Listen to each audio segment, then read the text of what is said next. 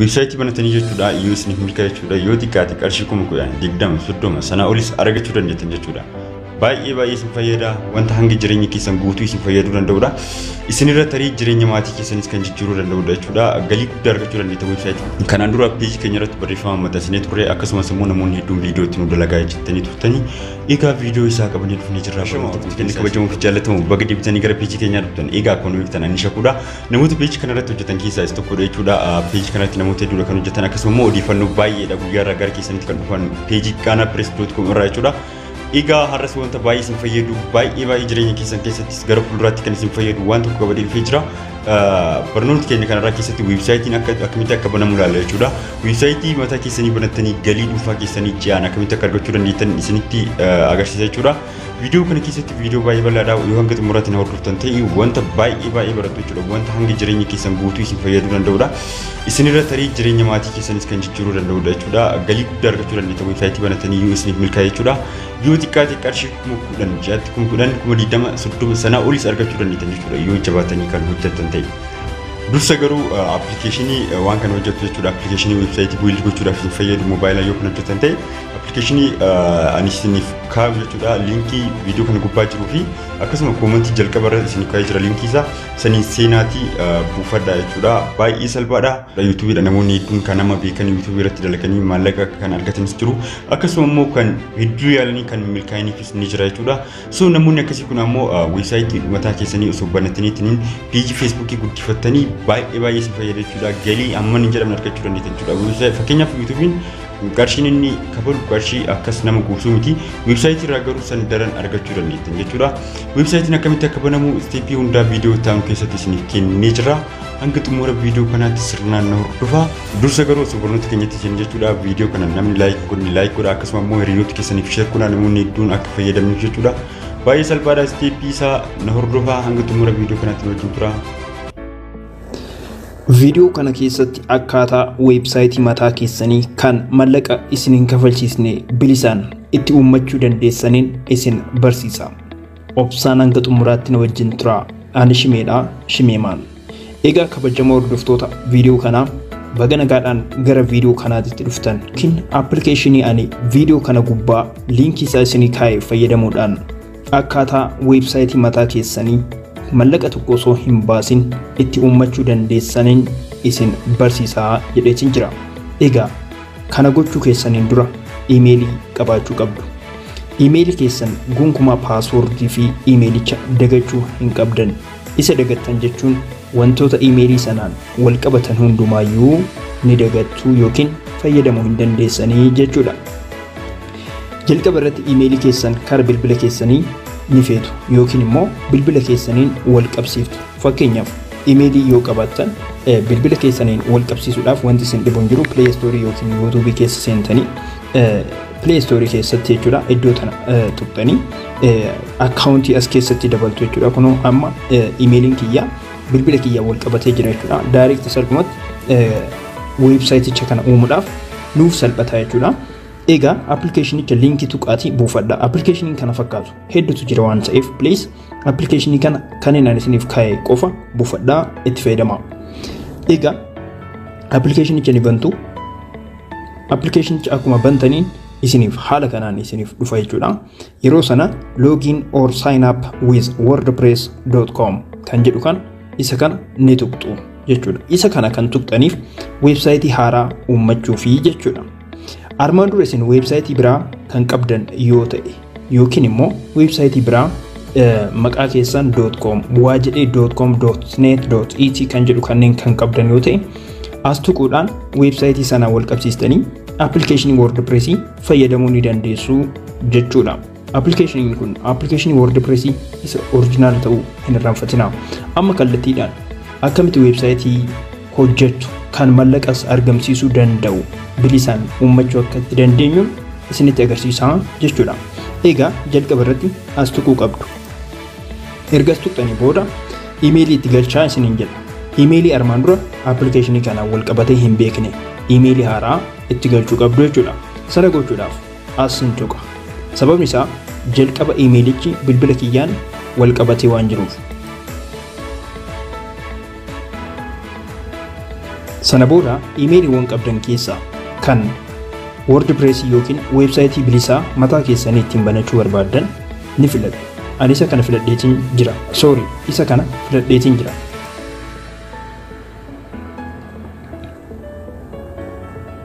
Hubadhaa. Iimeeliin kun kanaan dura kan appilikeeshinii WordPressiitiin wal qabatee hin beekne ta'uu qaba. Egaa amma create account kan jettu tuqxu.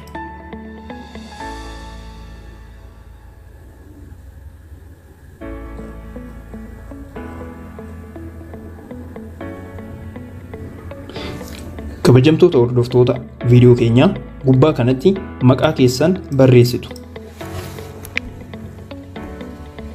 Ji'aan jedheetiin jira. Yoo barbaaddan kabajamtoota yoo barbaaddan username kan jedhu kan waan biraa gochuu ni dandeessu jechuudha. As ni tuqxu. Asitti barreessuu ni dandeessu. Fakkeenyaaf an Ji'aan jedhaani. Ji'aan jedhee walitti addaan osoo hin kutiniin barreessa jechuudha. Ji'aan kan jedhu keessa na filachiisa. Kan filadhaan jedha. Ji'aan 74 kan jedhu kan filadheetiin jira. Kun username kiyya jechuudha. Kanin ittiin deebi'ee keessa seenuu danda'u akka iimeeliitti kan ittiin itti fayyadamuudha jechuudha. Username bakka jedhutti kan guutamuudha jechuudha. Username create godhaa jirra jechuudha. Kunoo Ji'aan 74 kan jedhu filadheen jira. Saving godha. Ergasii done kan jettu tuqxu. Egaa kabajamtoota hordoftoota viidiyoo keenyaa amma weebsaayitii haaraa uummachuudhaaf create WordPress site kan jettu tan ni tuqna. Sana booda as keessatti wanti nu filannu weebsaayitii akkamii uummachuu akka barbaadan food, lifestyle, news, personal, photography, travel kan jedhudha. Kana keessa isin kan barbaadan filadhaa. Ani news kan jedhu filadha. Sana booda tiimiiwwan adda addaa isin filachiisa. Isin as keessa kan barbaadan filadhaa. Ani isuma jalqabarra jiru filadheetiin jira. Choice kan jedhuun tuqa. Itti aansee type name of your site jedha. Maqaa weebsaayitii keetii barreessi jedha. Fakkeenyaaf Odaa News jedheetiin jira.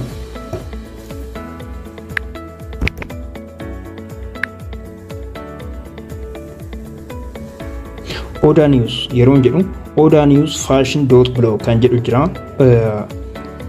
Inni kan biraa na filachiisa jechuudha. As keessa isin kan barbaadan odaa.news.blog kan jedhu jira. Asitti immoo akkuma argitan kun qabamee jira jechuudha. Asitti kanaaf kallattiidhaan Odaa jedhee isiniif finne. Fakkeenyaaf Odaa kan jettu tana akka ittiin dabala. Odaa News jedheetiin jira. As keessa ammas ni jira. Kunniin firiidha fayyadamuu ni dandeessu. For example kanneen keessa odaadirectory.wordpress.com jedha. Fakkeenyaaf as keessa tokko filachuu nan danda'a. odanews.wordpress.com This domain is unavailable. Ammaaf qabamee jira jedha. Kun namni akkana jedhee banate ni jira jechuudha. Fakkeenyaaf maqaa biraa jechuullee ni dandeessu. Waan barbaadan jechuu ni dandeessu. Fakkeenyaaf gara biraattiin jijjiira. Seenaa blogs jedheetiin jira. Fakkeenyaaf amma seenaa blogs kan jedhu yoo jiraate seenaa blogs.art kan jedhu ni jira. Ishi seenaa blogs.business kunniin qabamee jira. Seenaa blogs ammas kan biraa walitti makee fide. Isin as keessa suuta jedhaatii filadhaa. For example akkana jedhee filadhoon seenaa app jedheetiin filadhaa. Seenaa app takka irraa hin dhusan. Okay. Seenaa app jedhu. Okay. Seenaa app.wordpress.com kunoo argadheetiin jira. Isa kana fudhachuufanii jechuudha. Nan filadhaa. Create site. Amma saayitiin kiyya weebsaayitiin kiyya seenaa jedheet app jedhee .wordpress.com jedha jechuudha. Namni tokko Google keessatti na argachuudhaaf kana barreessuu qaba jechuudha. Create site. Amma weebsaayiticha uumuudhaaf jechuudha kabajamtoota. Create site. Almost done jedhee jira. Seenaa app.wordpress.com kunoo weebsaayitiin kiyya amma hojjetamee jira jechuudha kabajamtoota. Asitti waan barbaadan edit gochuu ni dandeessu booda jechuudha. Amma okay jettu. Okay. No thanks jedhaanii asitti. Egaa kabajamtoota hordoftoota keenya seenaa app.wordpress.com websaayitii jedhu uummanne jirraa jechuudha. Fakkeenyaaf amma poost gochuudhaaf waan haaraa poost gochuudhaaf as tuqna. Kunoo as tuqna. As tuqnee fakkeenyaaf biloogii poost gochuu yoo barbaanne biloogii jechuun oduuwwan adda addaa poost gochuu yoo barbaanne biloog kan jettu tana ni tuqna. Sana booda mata duree barreessinaa oduu haaraa jennaa fakkeenyaaf haaraa jennaa. Sana booda asitti suuraa galchinaa. Suuraa galchuudhaaf asirra gaditti erga tuqxanii booda as dhuftu tana tuqxaniiti image kan jettu filattu. As keessa image kunooti. Image kan jettu keessa choice from device bilbila keessan irraa filadhaa jedha. As keessa allow jettuun yeroo jalqabaatiif qofa isin gaafata. Allow gootu. Allow bilbila keessan access gochuudhaaf fakkeenyaaf oduu kan jedhu kana keessatti suuraa tokkoon filadhaa. Fakkeenyaaf suuraa dhuma koo haa filadhu. Fakkeenyaaf suuraa kanan filadhaa. Isa erga filadhee booda right kan jettu mallattoo right tanan tuqa. Amma kunoo mata dureen oduu haaraa jedhu dhufee jira. Suuraan kun dhufee jira. Barreeffama gabaabduu maddi suuraa kanaa maddi suuraa kanaa fakkeenyaaf adobeedha yoo ta'e adobee yoo ta'e or pixabay wantoota adda addaa jechuudha. Asirratti gochuu ni dandeessu.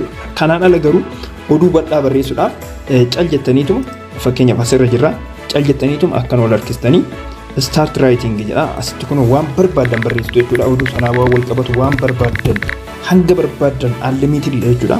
Qubee miliyoonota lakkaa'aman barreessuu ni dandeessu. Egaa amma haala kanaan xumurree jirra jechuudha. Fakkeenya publish goona.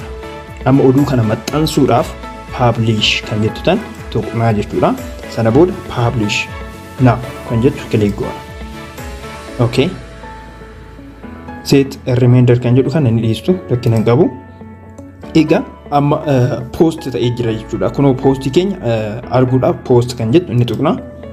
Post kan jettu ni tuqna. Kunoo oduu haaraa jedha poostiin keenya. Kunoo as keessatti view laaluu ni dandeenya. View kan jettu tuqne poostiin keenya maal akka fakkaatu namoonni yeroo laalan akkamitti akka argan arguu ni dandeessu jechuudha. Kunoo namoonni poostii keenya asirratti haala kanaan mata duree isaanii argu, suuraa kana ni argu, oduu isin maxxansitan nu waan xiqqoo barreessinee fi ammaa fi guyyaa itti maxxanfame ni argu. Kunoo irra gadee dhufanii asitti yaadas kennuu ni danda'u jechuudha. Yoo barbaadan nice jedhanii haala kanaan yaada kennuu ni danda'u. Post comment post gochuu ni danda'u jechuudha. Akkuma miidiyaawwan kaawwanii jechuudha. Nice jedhanii comment ni kennu. Haala kanaan comment isaaniitis ni argitu jechuudha. Namni jaalates asii like isiniif gochuu ni danda'a. Websaayitiin mataa keessanii uummachuudhaaf by the way websaayitiin mataa keessanii uummachuudhaaf aappii kanarratti waan baay'ee of leenjisuu ni dandeessu jechuudha. Kana qofaa miti aappiin kun waan baay'ee isiniif hojjeta. Namoota isiniif ilaalan waan hundumaa isinitti agarsiisa. Akkasuma immoo poostiin keessan hagam akka ilaalamaa jiru peejii garaagaraa create gochuu ni dandeessu. Miidiyaa jechuun viidiyoo maxxansuu dandeessu, suuraa maxxansuu dandeessu, faayiloota adda addaa maxxansuu dandeessu. Haala amma irratti argamtan staatus kan jettu tana tuqxanii ilaaluu dandeessu jechuudha. Websaayitii akkanaa kanatu adeemsa keessa gaafa isin poostii baay'ee gootan akka mallaqa isiniif argamsiisu gochuun ni danda'ama jechuudha. Mallaqa argachuudhaaf maal gochuu akka qabdan isinitti hima jechuudha. Ammuma har'uma kana websaayitii banattanii boruma ganama mallaqa argachuu ni dandeessan. Kana jechuun waan isin eeggachuu qabdantu jira. Seera Google eeguu qabdu. Asirratti wantoota sexual ta'an maxxansuu hin qabdanii, wantoota safuu cabsan maxxansuu hin qabdanii, wantoota ofii keessanii hin uumin yookiin waan qabeenya namaa ta'e kanneen akka suuraa, barreeffamootaa kan namoota biroo fudhattanii maxxansuu hin qabdanii. Kana gootan jechuun salphumatti websaayitii mallaqa argamsiisuu danda'u gootanii jirtu jechuudha. Yoo seera kana eegdan kun seera Google jechuudha. Websaayitii uummattanii kan mallaqa isiniif kafalu dhaabbata Google jedhamudha. Dhaabbata Google qofa osoo hin taane dhaabbileewwan dhibbaan lakkaa'amantu jiru websaayitii yoo qabaatan kan mallaqa isiniif kafalan. Mallaqni isaanii garuu wal caalaa jechuudha.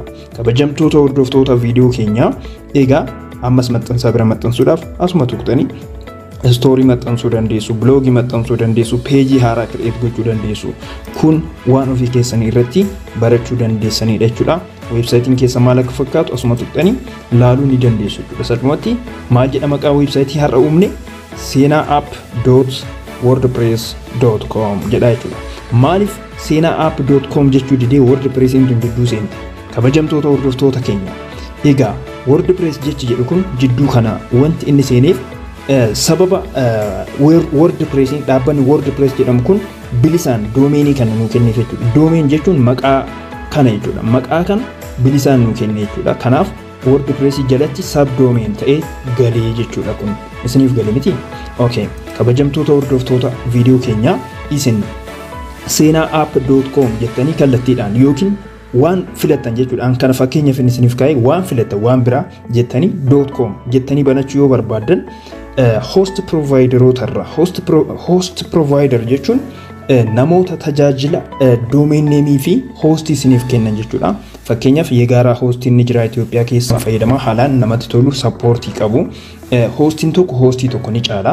Fakkeenyaaf serveriin isaanii biyyoota adda addaa yoo jiraati serveriin tokko nama rakkisa.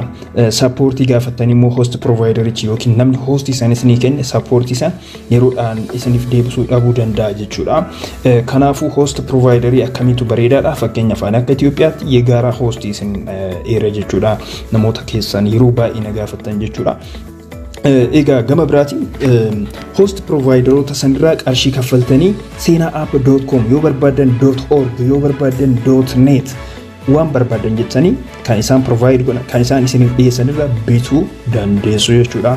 Weebsaayitii mataa keessanii haala kanaan bilisaan ni banattu kan mallaqaan banamu yookiin mallaqa kaffaltanii hostii bittanii itti fayyadamtan immoo yeroo biroo video isiniif hojjedha. I think video san bifa course kennuudhaaf waan qophoofneef inni sun immoo proodha jechuudha. Mallaqaan kan gurguramu ta'a jechuudha. Videoon sun barnoota san namoonni barachuu barbaadan I think naannoo $100 isin kaffalchiisa. Yeroo xiqqoo booda kan isin beeksifnu ta'a jechuudha. Jalqabarra hanga xumuraatti akkamitti weebsaayitii uumtanii akkasuma immoo akkaataa itti mallaqa argachuu dandeessan mallaqa hangamii akka hojjechuu dandeessan illee isin kan barsiisnu ta'a jechuudha. Kabajamtoota hordoftoota viidiyoo keenya yeroon ammaa kun yeroo teekinooloojiin haalaan itti ammayyaa'ee fi appilikeeshinootaa fi weebsaayitoota irraa yeroo wanti hedduu hojjetamaa jirudha. Dhaabbileen garaagaraa duraan turan amma karaa appilikeeshiniitiin dhufaa jiru, karaa weebsaayitiitiin dhufaa jiru. Isinis yeroo kanatti nama dammaqaa ta'uutu isinirra jiraata, nama qaroome ta'uutu isinirra jiraata. Cal jettanii yeroo keessan Facebook irraa, TikTok irraa fi sooshaal miidiyaa fi oduu namaa jalatti zeenaa yookiin oduuwwan garaagaraa ilaaluudhaan, televezyiinii ilaaluudhaan, diraamaa, fiilmii ilaaluudhaan hin balleessina. Baradhaa. Okay, ani Shimee Maanin ture barnoota birootiin hanga deebi'ee dhufuuf obsaan. Nu hordofaa wantoota hedduu isiniif ni dhiyeessina. Galatooma. Bye bye.